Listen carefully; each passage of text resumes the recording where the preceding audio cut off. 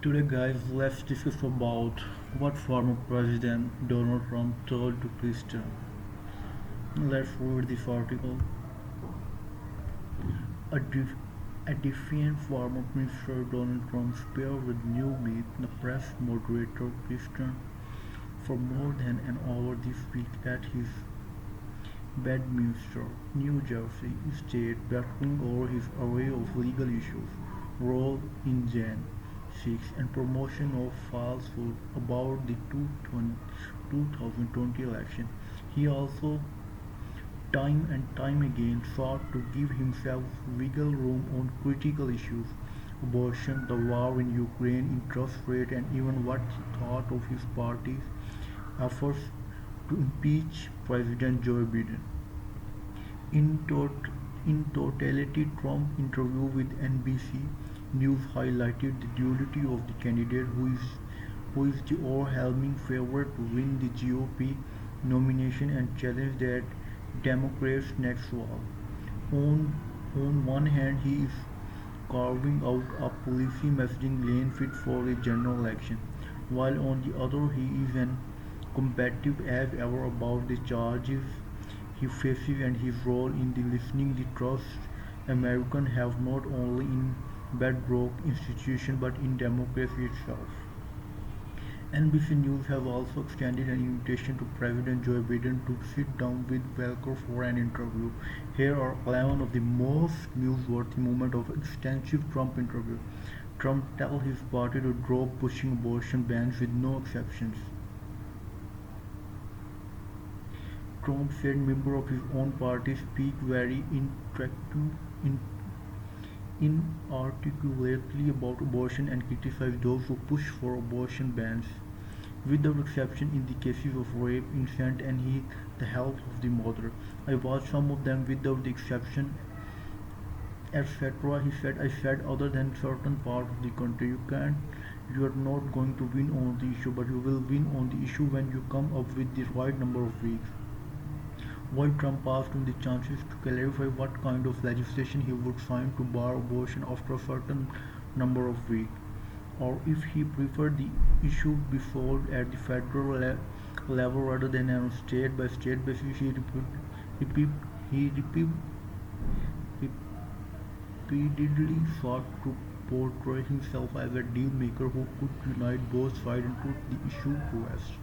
We are going to agree to a number of weeks or months or however you want to define it, Trump said, and both sides are going to come together and both sides, and this is a big statement, both sides will come together and for the first time in 52 years we will have an issue that we can put behind us. Trump would have difficulty positioning himself as a broker trusted by both sides since his three conservative Supreme Court nominees helped overturn abortion rights. His lack of clarity on what he would support was a focal point of the interview. The remarks, of course, come as Republicans have suffered numerous key losses at the ballot box since the Supreme Court last year overturned Wade, which had allowed for abortion to be legal for the first 24 weeks of pregnancy. At one point, Velko asked whether such an agreement Trump wished would result in federal legislation. It could be state or it could be federal. Trump said, I don't frankly care. He said, I don't frankly care. Trump said he's not afraid of going to prison. He's saying, I'm not afraid of going to prison. You can't put me in the prison. Despite facing 4 tries, Trump told Welker that he is not consumed with vision of prison. I don't even think about it. Trump said, I am built a little differently, I guess, because I had people come up to me and say, how do you do it? Sir, how do you do it? I don't even think about it. But he also came back to question on his own accord later in the interview, suggesting it stuck with him. When he said, do I lose sleep?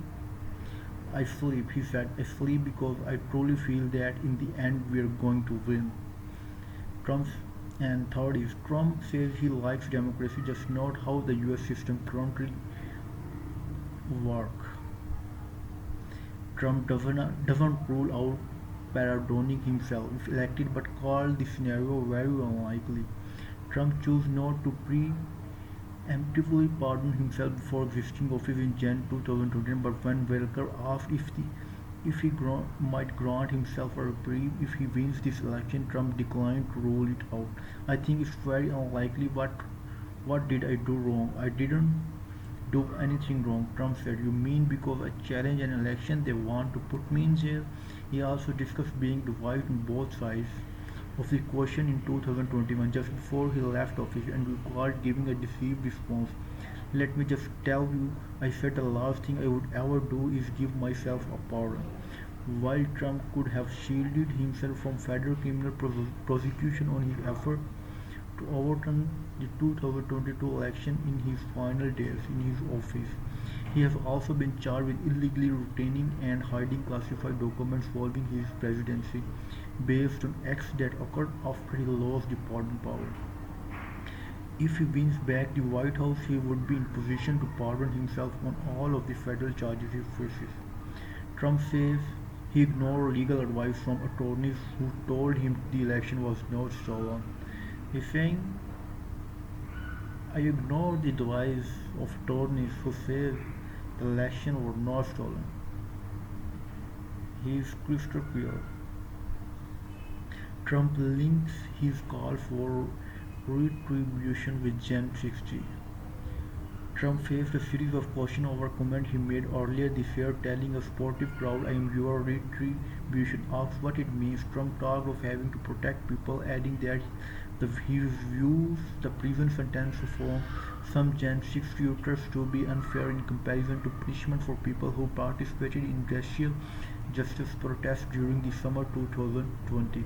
When I talk about retribution, I am talking about fairness. He said we have to treat people fairly. These people in Gen 60, they want, some of them never even went into the building and they are being given sentence of many years. Welker followed up with the Trump asked if he will pardon the imprisoned voters. Well, I am going to look at them and I certainly made if I think it's appropriate. He said no, it's very very sad things and it's they are dividing the country so badly and it's very dangerous. Trump says he had nothing to do with Republican effort to impeach Biden. No, he said I don't talk to him like that.